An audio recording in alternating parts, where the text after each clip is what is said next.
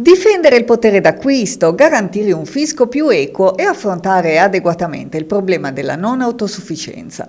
A presentare la richiesta è ANAP Sardegna, organo regionale dell'Associazione Nazionale Anziani e Pensionati, che attraverso la presidente Paola Montis chiede al governo maggiori attenzioni verso le principali problematiche sociali che spesso affliggono gli anziani. Anche se l'ANAP tiene a sottolinearlo, sono apprezzabili le misure del governo contenute nel decreto rilancio che più interessano la categoria.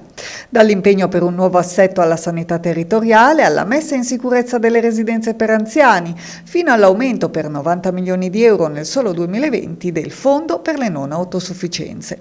Tuttavia, avverte Montis, c'è ancora molto da fare per sostenere le famiglie che includono familiari non autosufficienti e i pensionati che, a causa dell'emergenza Covid, vivono oggi gravi difficoltà.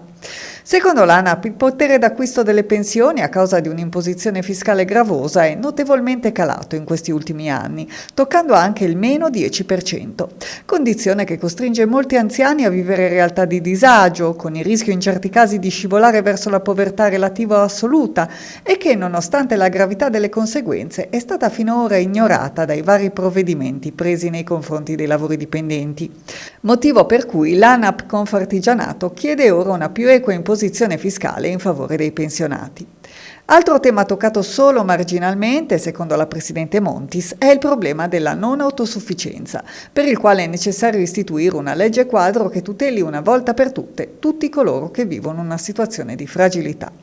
Su questi temi, conclude Montis, l'ANAP Confartigianato richiama ancora una volta l'attenzione del governo, auspicando che si possa aprire una fase di collaborazione e di interlocuzione con le organizzazioni dei pensionati, a cui già da ora ci dichiariamo disponibili.